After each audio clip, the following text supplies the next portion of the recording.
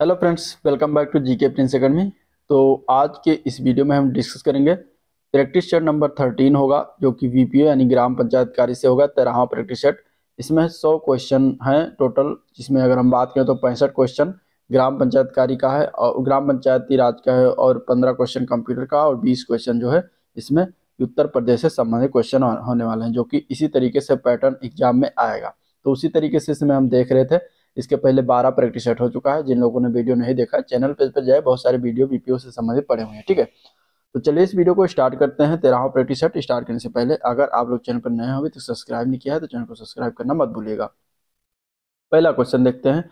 पंचायतों के स्थानों का आरक्षण किस अनुच्छेद में वर्णन किया गया? ठीक है, पंचायतों में जो है जो स्थान है उसका आरक्षण जो है किस अनुच्छेद में किया गया है, ये बताना है। तो इसका आंसर क्या हो जाएगा? तो पंचायतों में स्थानों का आरक्षण जो किया गया है वो 243 के घा में किया गया है। आंसर इसका क्या हो जाएगा? डी ऑप्शन करेक्ट हो जाएगा। इसमें अनुसूचित जात, अनुसूचित जनजात व महिलाओं को जो है आरक्षण देना अनिवार्य है, और पिछड़े वर्गों के आरक्षण का फैसला जो है राज्य विधानमंडल के स्वविवेक पर छोड़ दिया गया है। अनुच्छेद जो 243 का ता है, इसमें अगर हम बात करेंगे 243 के ता में, तो नगर पालिकाओं की परिभाषा दिया गया है। ठीक है, 243 ता में क्या दिया है? नगर पालिकाओं की परिभाषा दिया गया है। और साथ ही साथ अगर हम देखें 243 माह में, तो इसमें वित्त आयोग से संबंधित चीजें दी गई हैं, वित्त आयोग से संबंधित चीजें दिया गया है। इसके साथ ही साथ 243 या 6 में जो है निर्वाचन संबंधी मामलों में न्यायालय के हस्तक्षेप का वर्णन है। ठीक है, न्यायालय के हस्तक्षेप का इसमें जो है वर्णन है। तो ये चीजें, इसमें सारी चीजें दिया गए हैं, आप इसको जरूर याद रखिएगा। 243 का जो उपखंड है या उपअनुच्छेद है उन सभी को जो है तैयार करिएगा, इससे क्वेश्चन बन सकता है। अगला प्रश्न देखते हैं। भारत के संविधान का 73वां संविधान संशोधन किससे संबंधित है? तो 73वां संविधान संशोधन जो हुआ था संविधान में, वो पंचायती राज व्यवस्था से संबंधित है। उसमें पंचायती राज को जो है संवैधानिक दर्जा प्रदान किया गया था, और उसमें एक नया भाग जोड़ा गया था, भाग 9। ठीक है, भाग 9 जोड़कर उसमें, और साथ ही साथ उसमें अनुच्छेद शामिल किया गया था 243 से लेकर 243 तक। ठीक है, 243 से लेकर 243 तक जो उसमें अनुच्छेदों को शामिल किया गया था। इस तरीके से जो है प्रावधान इसमें सम्मिलित किया गया था। अगला प्रश्न। संविधान का कौन सा अनुच्छेद राज्य के सरकारों को ग्राम पंचायतों को संगठित करने का प्रावधान करता है? तो इजी क्वेश्चन है, इसका आंसर हो जाएगा ए पार्ट। ठीक है, अनुच्छेद 40 के अंतर्गत ग्राम पंचायतों के गठन का प्रावधान है, और ये नीति निर्देशक तत्वों के अंतर्गत सम्मिलित है। नेक्स्ट क्वेश्चन है, पंचायती राज का मुख्य उद्देश्य क्या होता है? तो पंचायती राज मुख्य उद्देश्य है लोगों को विकास मूलक प्रशासन में भागीदारी योग्य बनाना। यही हो जाएगा आंसर इसका, ये पार्टी का। लोगों को जो है क्या विकास मूलक प्रशासन में भागीदारी योग्य बनाना ही पंचायती राज का मुख्य उद्देश्य है। यह जो है शक्ति के विकेंद्रीकरण का मुख्य आधार होता है, तथा इसके माध्यम से स्थानीय स्तर पर लोगों की समस्याओं का समाधान करके विकास कार्यों को आगे बढ़ाना इसका जो है मेन लक्ष्य है। अगला प्रश्न देखते हैं। तो किस पंचायती राज समिति ने पंचायती राज की निष्क्रियता के कारण इसे बिना जड़ की घास की संज्ञा दिया है? इसका आंसर क्या हो जाएगा? इसके आंसर की बात करेंगे तो डी पार्ट हो जाएगा, जीवी के राव समिति। जीवी के राव समिति ने इसे बिना जड़ की घास कहा था। आंसर क्या हो जाएगा? जो है डी पार्ट। ठीक है, इस समिति का कब जो है सिफारिश का निर्माण यानी गठन किया गया था? तो इस समिति का गठन 1985 में किया गया था। अगला प्रश्न देखते हैं। अगला क्वेश्चन है, भारत में मंडल पंचायत की संस्कृति किसके द्वारा किया गया था? ठीक है, भारत में मंडल पंचायत की संस्कृति की अगर हम बात करेंगे तो ये अशोक मेहता समिति ने जो है सिफारिश किया था, मंडल पंचायत होना चाहिए। इन्होंने उन्होंने त्रिस्तरीय की जगह पे 2 स्तरीय पर जो है ज्यादा फोर्स किया था, और उसमें जो है मंडल पंचायत बनाने की घोषणा इन्होंने सिफारिश किया था। ठीक है, तो आंसर इसका ये पार्ट हो जाएगा। इनकी समिति जो गठित हुई थी 1977 में गठन हुआ था। अगला प्रश्न है, 1985 में योजना आयोग द्वारा ग्रामीण विकास एवं गरीबी उन्मूलन कार्यक्रम हेतु किस समिति का जो है गठन किया गया था? तो 1985 में अगेन इसका आंसर क्या हो जाएगा? जीवी के राव समिति। 1985 में जीवी के राव समिति आई थी, और ये योजना आयोग के द्वारा जो है इसका समिति का गठन करवाया गया था 1985 में। तो आंसर इसका ए पार्ट हो जाएगा। इन्होंने ही जो है इन्होंने ही क्या कहा था? बिना जड़ की घास कहा था। पंचायती राज की निष्क्रियता के कारण बिना जड़ की घास की संज्ञा किसने कहा था? तो इन्होंने ही कहा था। नेक्स्ट क्वेश्चन, सामुदायिक विकास कार्यक्रम को सर्वप्रथम किसने विकास खंडों में लागू किया था? कितने विकास खंडों में सामुदायिक विकास कार्यक्रम को सर्वप्रथम लागू किया गया था? इंपॉर्टेंट है, इसका आंसर याद रखिएगा 55। ठीक है, सर्वप्रथम 55 विकास खंडों में लागू किया गया था। सामुदायिक विकास कार्यक्रम का शुरुआत हुआ था तो 2 अक्टूबर 1952 को। 2 अक्टूबर 1952 को सामुदायिक विकास कार्यक्रम की शुरुआत किया गया था। अगला क्वेश्चन है विजयनगर शासन में गांव की सबसे बड़ी इकाई क्या है? तो विजयनगर शासन में गांव की सबसे बड़ी इकाई क्या थी? तो उसको नाडू कहा जाता था। ठीक है, विजयनगर शासन में गांव की सबसे बड़ी राजनीतिक इकाई जो थी गांव थी। इस सभा को नाडू तथा इसके सदस्यों की अगर हम बात करेंगे तो नातवार कहा जाता था। नातवार, नातवार। ठीक है, सभा के सदस्यों को नातवार कहा जाता था। और इसके अधिकार जो ग्राम सभा के भांति ही होते थे, किंतु इसका अधिकार क्षेत्र काफी बड़ा होता था। तो इस तरीके से नाडू याद रखिएगा। अगला प्रश्न देखते हैं। अगला क्वेश्चन है चोल अभिलेखों में कितने प्रकार के ग्राम सभाओं का उल्लेख मिलता है? तो चोल अभिलेखों में अगर देखा जाए तो 3 प्रकार के ग्राम सभाओं का उल्लेख मिलता है। आंसर इसका सी ऑप्शन हो जाएगा। 3 सभाएं कौन कौन सी थी? तो पहला था उर, दूसरी था सभा और तीसरी का नाम था महासभा। सभा या महासभा, ठीक है, सभा या महासभा दोनों एक ही थी। और इसमें तीसरी का नाम था नगरम, नगरम। ठीक है, नगरम। तो इस तरीके से 3 प्रकार के ग्राम सभाओं का उल्लेख मिलता है। अगला क्वेश्चन देखते हैं। निम्नलिखित में से कौन सा एक सही है? इनमें से पहला, स्वच्छता सरकार की शीर्ष प्राथमिकता है। दूसरा, इसके लिए देशव्यापी आंदोलन की आवश्यकता है जिसमें हर किसी की भागीदारी आवश्यक है। अब इसमें क्या सही हो जाएगा? तो ये दोनों प्रकार का सही हो जाएगा। आंसर सी ऑप्शन करेक्ट है। ठीक है, नेक्स्ट क्वेश्चन, ग्राम पंचायत की लगातार 2 बैठकों के बीच कितने मास से अधिक का अंतर नहीं होना चाहिए? तो ग्राम पंचायतों की लगातार 2 बैठकों के बीच लगभग 2 मास के बीच का अंतर नहीं होना चाहिए। लगातार 2 बैठकों के बीच 2 मास से अधिक का अंतर नहीं होनी चाहिए। तो आंसर इसका ए ऑप्शन करेक्ट हो जाएगा। नेक्स्ट क्वेश्चन देखते हैं। तो विकेंद्रीकृत राज्य व्यवस्था का मूल उद्देश्य निम्नलिखित में से कौन सा सुनिश्चित करना है? पहला, विकास में लोगों की भागीदारी। दूसरा, राजनीतिक गणित। तीसरा, लोकतांत्रिक विकेंद्रीकरण। चौथा, वित्त संग्रह करता। तो विकेंद्रीकृत राज्य व्यवस्था का मूल उद्देश्य इनमें से कौन सा है, ये बताना है। तो इसमें केवल पहला और तीसरा हो जाएगा, बाकी दूसरा और चौथा गलत है। तो आंसर हो जाएगा सी ऑप्शन करेक्ट। ठीक है, अगला प्रश्न है पंचायत, ग्राम पंचायत या भूमि प्रबंधक समिति का कोई भी सदस्य किसी अनुमति के बिना लाइसेंस, पट्टा आदि वितरित करने का प्रयत्न नहीं करेगा। और ये किसके तहत जो होता है काम? तो ये अगर हम बात करेंगे तो ग्राम पंचायत का कोई भी सदस्य कलेक्टर की अनुमति के बिना, ठीक है, किसकी अनुमति के बिना? तो कलेक्टर की अनुमति के बिना जो है ये सारे काम नहीं कर सकता है। तो आंसर सी ऑप्शन करेक्ट हो जाएगा। नेक्स्ट क्वेश्चन है, निम्नलिखित में से कोई व्यक्ति एक साथ किन किन पदों को धारण कर सकता है? इसका आंसर क्या हो जाएगा? तो एक साथ इनमें से अगर देखा जाएगा तो कोई पद नहीं। ठीक है, ग्राम पंचायत का प्रधान और न्याय पंचायत का पंच, तो ये गलत है, एक साथ नहीं धारण कर सकता। एक से अधिक प्रादेशिक निर्वाचन क्षेत्र में ग्राम पंचायत का सदस्य होना, ये भी नहीं हो सकता। ग्राम पंचायत का सदस्य व न्याय पंचायत का पंच होना, ये भी नहीं हो सकता। तो आंसर हो जाएगा डी पार्ट, इनमें से कोई नहीं। अगला क्वेश्चन देखते हैं। तो मतदान अभिकर्ता की नियुक्ति कौन करता है? मतदान अभिकर्ता की नियुक्ति की अगर हम बात करेंगे तो उम्मीदवार ही करेगा। आंसर डी ऑप्शन हो जाएगा। संविधान के अनुच्छेद 243 घ की कोई बात अनुसूचित जातियों के आरक्षण के संबंध में निम्नलिखित में से किस राज्य पर लागू नहीं होगी? तो इनमें से अगर देखा जाएगा तो कौन सी राज्य पर लागू नहीं होगा? तो वो बात होगा अरुणाचल प्रदेश। अरुणाचल प्रदेश पर लागू नहीं होगा। तो आंसर ए पार्ट करेक्ट हो जाएगा। ठीक है, अगले क्वेश्चन की बात करते हैं। तो पंचायत के तीनों स्तरों पर अध्यक्ष पद के लिए स्त्रियों हेतु कितने प्रतिशत पद की आरक्षित किए गए हैं? तो इसका आंसर क्या जाएगा? तो इसका आंसर हो जाएगा 1/3। 1/3 पद के आरक्षण किया गया है। तो आंसर ए पार्ट करेक्ट है। किसी व्यक्ति के पंचायत का सदस्य चुने जाने के लिए सदस्य होने के लिए निहरता संबंधी विवाद का अभिनिश्चय कौन कर सकता है? तो इसके अगर हम आंसर की बात करेंगे तो वो विधानमंडल द्वारा नियुक्त प्राधिकारी करता है। आंसर डी ऑप्शन करेक्ट हो जाएगा। ठीक है, संविधान का 243 कक्षा के दूसरे में अगर बात करें तो दिया गया है बातें कि किसी व्यक्ति के पंचायत सदस्य चुने जाने के लिए और सदस्य होने के लिए निहरता संबंधी विवाद का निश्चय विधानमंडल द्वारा नियुक्त प्राधिकारी द्वारा किया जाता है। अगला प्रश्न देखते हैं। 73वें संविधान संशोधन अधिनियम 1992 के तहत राज्यों के विवेकाधीन शक्तियों में शामिल नहीं, इनमें से कौन सा शामिल नहीं है? तो राज्य चुनाव आयोग का गठन जो इसमें से शामिल नहीं होता। बाकी ग्राम पंचायत के अध्यक्ष के चुनाव का माध्यम, पिछड़े वर्गों के लिए सीटों का आरक्षण, सामाजिक न्याय संबंधी योजनाएं सभी शामिल होती हैं, लेकिन राज्य चुनाव आयोग इसमें शामिल नहीं होता समिति। नेक्स्ट क्वेश्चन देखते हैं। पंचायतों के किस आम चुनाव में मतदाताओं की आयु 21 वर्ष से घटाकर 18 वर्ष कर दिया गया था?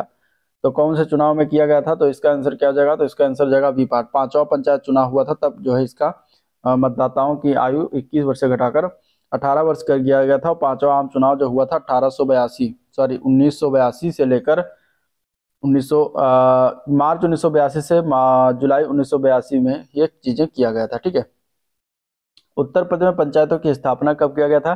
तो उत्तर प्रदेश में पंचायतों की स्थापना हुआ था 15 अगस्त 1949 को। कब हुआ था? 15 अगस्त 1949 को पंचायतों की स्थापना हो गई थी। नेक्स्ट क्वेश्चन है, किस राज्य सरकार द्वारा प्रकाश है तो विकास है योजना को प्रारंभ किया गया? तो कौन सी राज्य सरकार के द्वारा प्रारंभ किया गया? तो उत्तर प्रदेश राज्य सरकार के द्वारा प्रारंभ किया गया। कब किया गया? तो 2017 में किया गया था। तो इस तरीके से आंसर इसका हो जाएगा सी ऑप्शन करेक्ट। ठीक है। प्रधानमंत्री ग्राम सड़क योजना की शुरुआत कब किया गया था? प्रधानमंत्री ग्राम सड़क योजना की शुरुआत हुई थी, प्रधानमंत्री ग्राम सड़क योजना की शुरुआत हुई थी 25 दिसंबर 2000 को शुरुआत किया गया था। ठीक है। तो आंसर इसका डी ऑप्शन हो जाएगा। नेक्स्ट क्वेश्चन, ग्राम पंचायत के अनुदान वितरण रेंज क्या होती है? तो ग्राम पंचायत की अनुदान वितरण रेंज होती है 70 से 85% के बीच। आंसर ए पार्ट करेक्ट हो जाएगा। ठीक है। 70% होती है न्यूनतम और 85% होती है अधिकतम। ठीक है। ये ग्राम पंचायत वाली बात हो गई। अब अगर हम ब्लॉक पंचायत स्तर पर देखेंगे तो ब्लॉक स्तर पर अगर देखते हैं तो 10% न्यूनतम होती है, 25% जो होती है वो अधिकतम होती है। साथ ही साथ जिला पंचायत की अगर हम बात करेंगे तो जिला पंचायत में 5% न्यूनतम होती है और 25% जो होती है वो अधिकतम होती है। 15% जो होती है वो अधिकतम होती है। तो याद रखिएगा ये तीनों, 70 से 85 ग्राम पंचायत, ब्लॉक स्तर पर 10 से 25 और जिला स्तर पर 5 से 15। राष्ट्रीय ग्राम स्वराज अभियान के अंतर्गत किस घटक में केंद्र सरकार की भागीदारी 100% है इसमें? तो इसका आंसर क्या हो जाएगा? तो इसका आंसर हो जाएगा केंद्र शासित प्रदेशों में। केंद्र शासित प्रदेशों में 100% होता है, राज्यों में 60-40 का अनुपात होता है और केंद्र शासित प्रदेश पूर्वोत्तर राज्यों, पहाड़ी राज्यों में 90:10 का अनुपात होता है। ठीक है, याद रखिएगा। अगला क्वेश्चन, निम्नलिखित कथनों पर विचार करना है। वित्त आयोग के अध्यक्ष व सदस्यों की योग्यताओं का निर्धारण भारत की संसद करती है। दूसरा है, अध्यक्ष व सदस्यों की नियुक्ति भारत के राष्ट्रपति के द्वारा किया जाता है। ठीक है। अब इसमें ऑप्शन देखिए, इस तरीके से दिया गया है कौन सा कथन इनमें से सही है। तो इसमें कथन की अगर हम बात करेंगे तो दोनों कथन सही है। आंसर सी ऑप्शन इसका करेक्ट हो जाएगा। अगला प्रश्न देखते हैं, निम्नलिखित में से कौन सा प्राधिकरण किसी राज्य के राज्यपाल को उन करों और कर्तव्यों के निर्धारण के सिद्धांतों के बारे में सिफारिश करता है जिन्हें उस विशेष राज्य में पंचायतों द्वारा विनियोजित किया जा सकता है? तो इसका आंसर हो जाएगा बी पार्ट, राज्य वित्त आयोग करता है। राज्य वित्त आयोग जो है किसी राज्य के राज्यपाल को उन कर यानी टैक्स और कर्तव्यों के निर्धारण के सिद्धांतों के बारे में सिफारिशें करता है, उन्हें उस विशेष राज्य में पंचायतों द्वारा विनियोजित किया जा सकता है। ठीक है। नेक्स्ट क्वेश्चन है, निम्नलिखित में से कौन सा कार्य राज्य वित्त आयोग का नहीं है इनमें से? ठीक है, राज्य वित्त आयोग का इनमें से कौन सा कार्य नहीं है ये बताना है। तो पहला दिया गया है कि उच्च न्यायालयों के न्यायाधीशों के वेतन में कटौती की सिफारिश करना, जो कि गलत है। ये राज्य वित्त आयोग का कार्य नहीं होता। बाकी केंद्र सरकार द्वारा राज्य सरकार को उपलब्ध कराई गई धनराशि का उपयोग करना, जो कि राज्य वित्त आयोग का कार्य होता है। राज्य संचित निधि से राज्य में स्थित विभिन्न पंचायती राज संस्थाओं नगर निकायों को धनराशि का आवंटन करना, यह भी होता है। राज्य में स्थित विभिन्न नगर निकाय एवं पंचायती राज संस्थाओं की वित्तीय स्थिति में सुधार है तो कदम उठाना, यह भी होता है। ठीक है। तो ये सारे कार्य जो होते हैं ये क्या होते हैं? राज्य वित्त आयोग के कार्य होते हैं, लेकिन पहला ऑप्शन का कार्य नहीं होता। अगला क्वेश्चन देखते हैं, तो ग्राम पंचायत के स्वामित्व या नियंत्रण में स्थित बाजार, हाट और मेलों में बिक्री के लिए सामान प्रदर्शित करने पर किसके द्वारा कर लगाया जा सकता है, यानी टैक्स लगाया जा सकता है? तो इस प्रकार के टैक्स जो है ग्राम पंचायत लगा सकती है। आंसर सी ऑप्शन इसका राइट हो जाएगा। अगला प्रश्न है, निम्नलिखित में से कौन राज्य सरकार तथा स्थानीय शासन के बीच राजस्व बंटवारे के लिए उपाय सुझाने के हेतु जो है उत्तरदायी है? तो वो होता है राज्य वित्त आयोग। आंसर बी पार्ट हो जाएगा। ठीक है। विदेशी नागरिकों से संबंधित जन्म और मृत्यु की घटनाओं का रजिस्ट्रीकरण कौन करता है? तो यह रजिस्ट्रीकरण करती है स्थानीय सरकार। आंसर बी पार्ट हो जाएगा, स्थानीय रजिस्ट्रार। सामान्यतः कितने दिनों के भीतर जन्म या मृत्यु की घटनाओं का पंजीकरण होना आवश्यक है?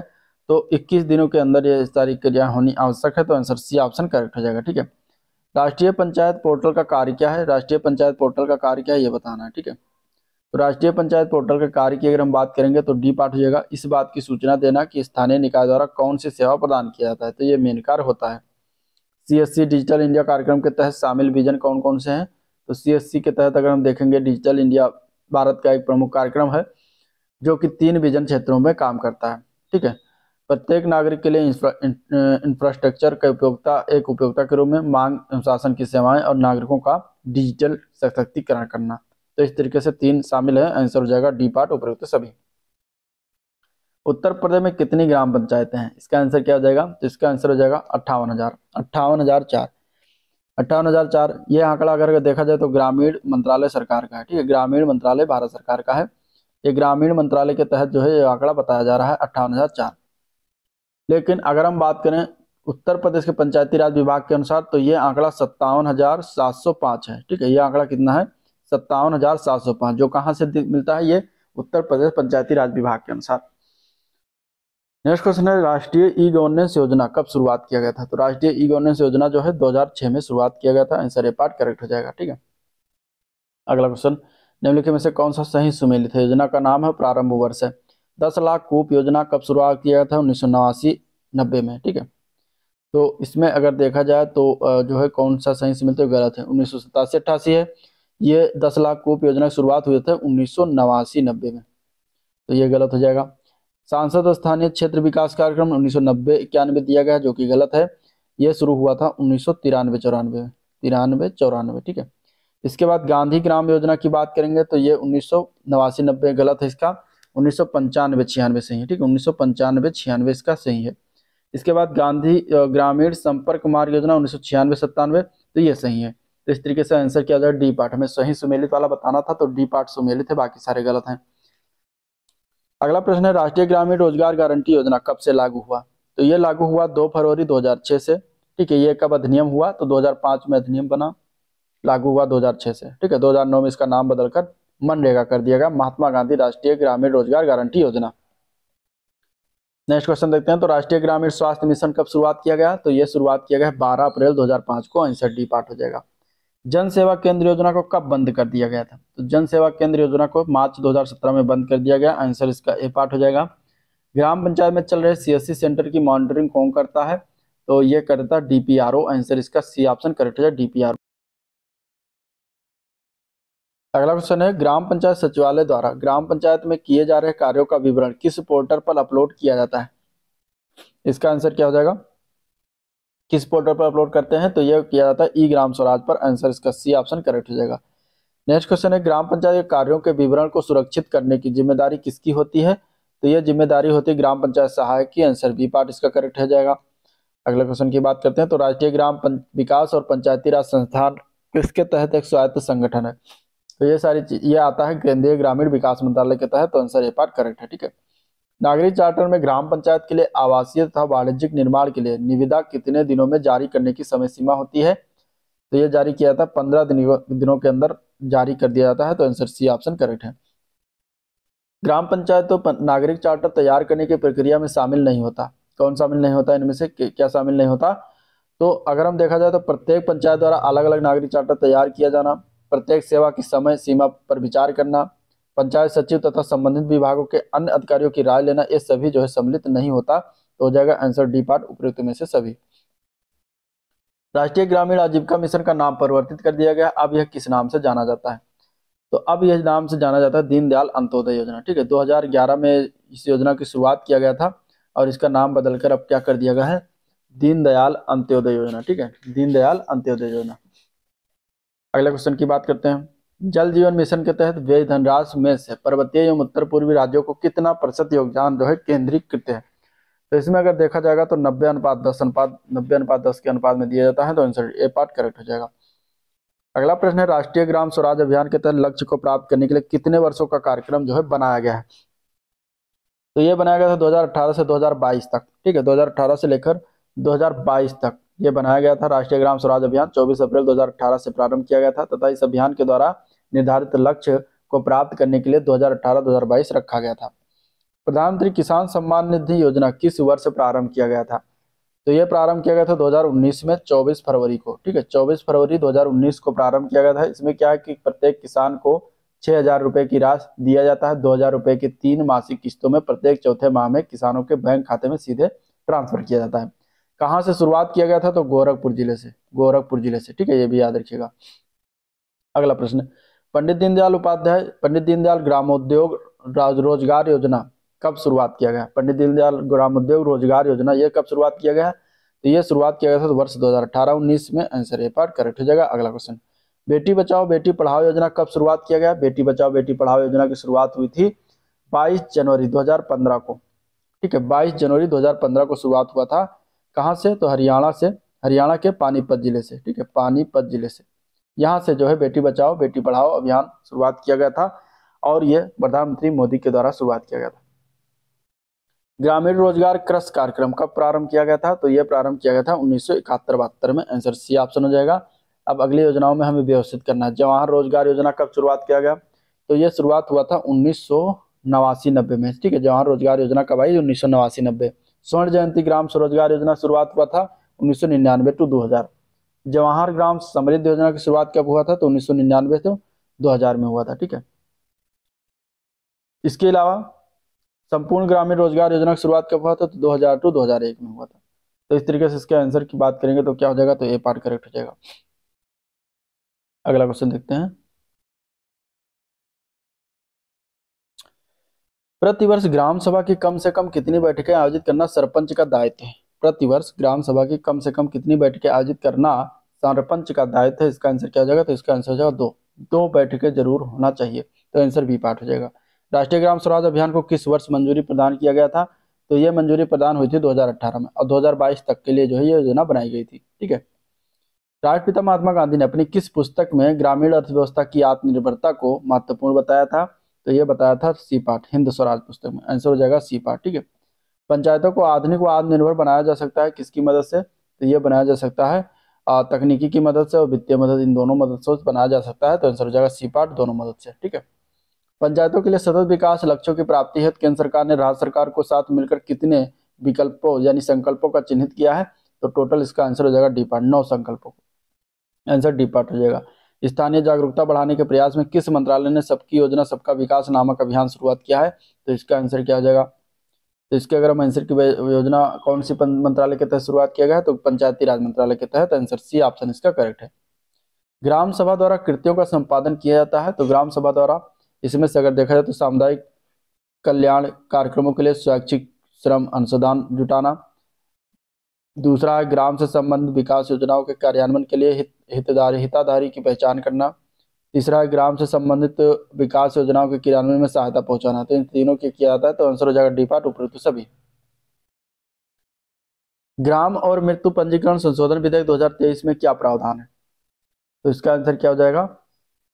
तो इसका आंसर हो जाएगा इसमें शैक्षणिक संस्थान में प्रवेश करना, मतदाता सूची तैयार करना और सरकारी नौकरियों की नियुक्ति में, तीनों उपरोक्त सभी में प्रावधान है। तो आंसर डी पार्ट करेक्ट हो जाएगा। ठीक है, क्या जन्म और मृत्यु पंजीकरण विधेयक जो संशोधन विधेयक आया 2023 का, उसमें प्रावधान है कि किसी शैक्षणिक संस्थान में प्रवेश, ड्राइविंग लाइसेंस जारी करने, मतदाता सूची तैयार करना, विवाह के पंजीकरण और सरकारी नौकरियों में नियुक्ति के लिए जन्म प्रमाण पत्र को एक दस्तावेज के रूप में पेश किया जा सकेगा। ठीक है, चलिए, सांसद आदर्श ग्राम योजना में क्या प्रावधान है? तो सांसद आदर्श ग्राम योजना में प्रावधान है प्रत्येक संसद सदस्य एक ग्राम पंचायत को गोद लेगा। आंसर ए पार्ट करेक्ट हो जाएगा। नेक्स्ट क्वेश्चन है, ग्राम सभा की बैठकों में किसी विकल्प के पक्ष या विपक्ष में पड़े मतों का रिकॉर्ड कौन करता है? तो ये रिकॉर्ड रखता है ग्राम पंचायत अधिकारी। आंसर डी ऑप्शन करेक्ट हो जाएगा। नेक्स्ट क्वेश्चन है, निम्नलिखित में से कौन ग्राफिक्स कार्ड को जोड़ने के लिए स्लॉट प्रदान करता है? अब कंप्यूटर से क्वेश्चन आ गया इधर। ठीक है, तो इसमें से कौन ग्राफिक्स कार्ड को जोड़ने के लिए स्लॉट प्रदान करता है? तो इसका आंसर हो जाएगा AGP स्लॉट। ठीक है, एसिलेटेड ग्राफिक्स पोर्ट इसका फुल फॉर्म बनता है, जो कि ये क्या करता है, ये ग्राफिक्स कार्ड को जोड़ने के लिए स्लॉट प्रदान करता है। तो आंसर बी पार्ट हो जाएगा। Next question, example of super computer. Super computer का उदाहरण कौन सा है इनमें से? तो क्रे 2, क्रे XP, XMP24, तिन्हे 2, ये तीनों है। तो आंसर हो जाएगा डी पार्ट, उपरोक्त सभी। माइक्रोचिप बनाने के लिए किस धातु का प्रयोग किया जाता है? तो माइक्रोचिप बनाने के लिए हम सिलिकॉन का प्रयोग करते हैं। आंसर ए पार्ट करेक्ट हो जाएगा। नेक्स्ट क्वेश्चन देखते हैं, तो किसी दी गई वर्तमान स्थिति की इनपुट प्रतीक के लिए यदि कोई ऑटोमेटेशन केवल एक स्टेट में जा सकता है तो वो क्या होता है? तो वो होता है डिटर्मिनिस्टिक ऑटोमेटेशन। ठीक है, ऑटोमेटन। तो आंसर इसका क्या हो जाएगा? Deterministic automaton. आंसर इसका बी पार्ट करेक्ट हो जाएगा। अगला क्वेश्चन है, कौन सा नोबल नेटवेयर यूटिलिटी प्रोग्राम केवल नेटवर्क ड्राइव से हटाई गई फाइलों को पुनर्प्राप्त करने की अनुमति देता है?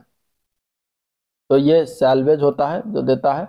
सैल्वेज जो यूटिलिटी होता है OES फाइल सिस्टम से हटाई गई फाइल और निर्देशिकाओं को पुनर्प्राप्त करने की अनुमति प्रदान करता है। अगला क्वेश्चन है कि कृत्रिम बुद्धिमत्ता का क्या लक्ष्य नहीं है इनमें से? ठीक है, कृत्रिम बुद्धिमत्ता यानी कि आर्टिफिशियल इंटेलिजेंस का इसमें से क्या जो है गोल नहीं होता, ये बताना है। ठीक है, तो कृत्रिम बुद्धिमत्ता की अगर हम बात करेंगे तो इसके प्रमुख लक्ष्य होते हैं, पहला इसमें ऑप्शन क्या सही हो जाएगा? तो सी पार्ट हो जाएगा। मानव प्रकृति और आदतों को संयमित कर उन्हें अधिक परिष्कृत करना यह लक्ष्य नहीं होता। बाकी क्या क्या लक्ष्य होते हैं, तो इसमें मानव की बुद्धिमत्ता को मशीन में कार्यान्वित करना। आर्टिफिशियल इंटेलिजेंस के द्वारा ही हमें ऐसे सिस्टमों को विकसित करते हैं जो मनुष्य की तरह समझते और सोचते सीखते हैं। आर्टिफिशियल इंटेलिजेंस के द्वारा ही एक एक्सपर्ट सिस्टम डेवलप किया जाता है। मानव की प्रकृति और आदतों को नियंत्रित कर उन्हें उपयोगी बनाना इसका कोई कार्य नहीं होता। तो आंसर इसका सी हो जाएगा। नेक्स्ट क्वेश्चन, अगला प्रश्न है अर्डिनो। अर्डिनो में संचार के संदर्भ में सीरियल कम्युनिकेशन को आगे वर्गीकृत किया जा सकता है। पहला सिंक्रोनस और दूसरा असिंक्रोनस। किस में किया जा सकता है इसका वर्ग, तो अर्डिनो में संचार के संदर्भ में सीरियल कम्युनिकेशन को आगे निम्न रूप में वर्ग किया जा सकता है। पहला है और सिंक्रोनस, दूसरा असिंक्रोनस। तो इसका आंसर हो जाएगा बी। सी पार्ट, ए व बी दोनों सही है। ठीक है, सिंक्रोनस क्या है, तो सिंक्रोनाइज होने वाले डिवाइस एक ही घड़ी का उपयोग होता है और दोनों एक ही समय पर सिंक्रोनाइज होते हैं। और असिंक्रोनाइज वाले में बात करेंगे तो ये उपकरणों की अपनी घड़ियां होती हैं और पिछली स्थिति के आउटपुट के द्वारा ट्रिगर की जाती हैं। अगला क्वेश्चन है भीम का फुल फॉर्म क्या है। ठीक है, भीम का फुल फॉर्म होता है Bharat interface for money. Answer D part हो जाएगा। ठीक है, भारत इंटरफेस फॉर मनी इसका full form. Next question, word में पूर्व निर्धारित ग्राफिक्स की एक श्रृंखला शामिल है जिसे क्या कहा जाता है और जो वर्ड डॉक्यूमेंट में डाला जा सकता है। तो इसके अगर हम आंसर की बात करेंगे तो उसको हम कहते हैं क्लिप आर्ट। आंसर इसका बी ऑप्शन करेक्ट हो जाएगा। ठीक है, वर्ड मीन्स माइक्रोसॉफ्ट वर्ड की बात कर रहा है। एमएस वर्ड 2019 में इंसर्ट टेबल ऑपरेशन के माध्यम से कितने कॉलम डाले जा सकते हैं और उनकी अधिकतम संख्या कितनी होती है। तो एमएस वर्ड 2019 में अगर देखा जाए तो इंसर्ट टेबल ऑपरेशन के माध्यम से हम 63 कॉलम डाल सकते हैं। अधिकतम संख्या इनकी 63 होती है। ठीक है, 63 कॉलम होते हैं और 32,767 रो टेबल बना सकते हैं। नेक्स्ट क्वेश्चन, निम्नलिखित में से कौन सा खंड विच्छेद सेक्शन ब्रेक का प्रकार नहीं है में से, तो वो होता है कॉलम। कॉलम जो होता है सेक्शन ब्रेक का प्रकार नहीं, तो बाकी odd page, next page, even page section break का प्रकार होता है। नेक्स्ट क्वेश्चन, निम्नलिखित में से कौन माइक्रोसॉफ्ट वर्ड में कैरेक्टर फॉर्मेटिंग का विकल्प नहीं होता, तो इफेक्ट, अंडरलाइन, इंडेंटेशन और फॉन्ट स्टाइल। तो इसमें से इंडेंटेशन नहीं होता। ठीक है, तो आंसर सी ऑप्शन हो जाएगा, बाकी सारे होते हैं। नेक्स्ट क्वेश्चन, माइक्रोसॉफ्ट एक्सेल 2019 में रिक्त कार्यपत्रक में आज की तारीख के लिए निम्नलिखित में से कौन सा फंक्शन होता है, तो वो होता है टुडे। इस तरीके से होता है। इसका आंसर इसका क्या हो जाएगा, डी पार्ट करेक्ट हो जाएगा। गूगल क्रोम में एक नई इनकॉग्निटो विंडो किस कमांड से खोली जाती है। ठीक है, इनकॉग्निटो विंडो जो होती है किस कमांड से खोली जाती है, तो ये होता है Ctrl+Shift+N, जिससे इनकॉग्निटो विंडो खुल जाती है। तो आंसर डी ऑप्शन हो जाएगा। एंड्रॉयड एक तरह का कौन सा सॉफ्टवेयर है, तो एंड्रॉयड एक तरह का इसमें देखा जाएगा तो कौन सा सॉफ्टवेयर हो जाएगा, तो एंड्रॉयड एक तरह का इसमें सिस्टम सॉफ्टवेयर है। आंसर सी ऑप्शन हो जाएगा। ठीक है, मोबाइल ऑपरेटिंग सिस्टम होता है। अगला क्वेश्चन है यूपीएसआईडीए का फुल फॉर्म क्या है। यूपीएसआईडीए का फुल फॉर्म क्या होता है, तो इसका फुल फॉर्म बनता है उत्तर प्रदेश राज्य औद्योगिक विकास प्राधिकरण। नेक्स्ट क्वेश्चन है जनगणना। अब हम क्वेश्चन तो देख रहे हैं उत्तर प्रदेश से रिलेटेड है। जनगणना 2011 के अनुसार उत्तर प्रदेश राज्य की कुल जनसंख्या में ग्रामीण जनसंख्या का कितना प्रतिशत होता है, तो ग्रामीण जनसंख्या आती है इसमें 77.7%। आंसर इसका बी पार्ट हो जाएगा। ठीक है, पिछले 2 दशकों में उत्तर प्रदेश की जनसंख्या में वृद्धि का कारण क्या रहा है, तो स्वास्थ्य सुधार और बीमारियों पर नियंत्रण रहा है। आंसर इसका बी ऑप्शन करेक्ट हो जाएगा। अगला क्वेश्चन है स्वावलंबन योजना निम्न में से किस उद्देश्य की पूर्ति करती है। स्वावलंबन योजना की अगर हम बात करेंगे तो किस उद्देश्य की पूर्ति करती है, तो इसका आंसर क्या हो जाएगा, तो इसका आंसर जाएगा डी पार्ट, महिलाओं को प्रशिक्षण और कौशल प्रदान करना। आंसर डी पार्ट करेक्ट हो जाएगा। ठीक है, उत्तर प्रदेश राजस्व कोड निम्नलिखित में से किस वर्ष स्थापित किया गया था, तो इसका आंसर हो जाएगा डी पार्ट, 2006 में जो है स्थापित किया गया था। तो आंसर इसका डी ऑप्शन करेक्ट हो जाएगा। अगले क्वेश्चन की बात करते हैं। उत्तर प्रदेश का बायोटेक पार्क कहाँ पर स्थित है, तो बायोटेक पार्क जो है लखनऊ में स्थित है। आंसर इसका हो जाएगा सी ऑप्शन करेक्ट। ठीक है, वाराणसी में जो है हस्तकला संकुल व्यवस्थित है। उत्तर प्रदेश में निम्नलिखित जनजातियों में से कौन बहुविवाह प्रथा को आचरित करती है, तो बहुविवाह प्रथा जो होता है ये जौनासारी जातियों में, जनजातियों में होता है। तो आंसर इसका ये पार्ट हो जाएगा। ये मुख्य रूप से उत्तराखंड की प्रमुख जनजाति है। उत्तर प्रदेश के पुरोला क्षेत्र में जनजाति पाई जाती है। ठीक है, यहाँ ये बहुविवाह को आचरण करते हैं। इसके अलावा अगर देखा जाए तो भुक्सा जनजाति में कुछ हद तक बहुविवाह तथा विधवा विवाह प्रचलित है। नेक्स्ट क्वेश्चन, कवयित्री महादेवी वर्मा का जन्म किस शहर में हुआ है, तो कवयित्री महादेवी वर्मा का जन्म जो है फर्रुखाबाद में हुआ था। आंसर इसका डी ऑप्शन करेक्ट हो जाएगा। 1907 में इनका जन्म हुआ था। ठीक है, प्रतिवर्ष प्रसिद्ध सूफी संत हाजी वारिस अली शाह की मजार पर मेला लगता है और कहाँ पर मेला लगता है, तो ये लगता है देवा शरीफ में लगता है, ये जो कि बाराबंकी से 12 किलोमीटर दूर है। ठीक है, बाराबंकी में।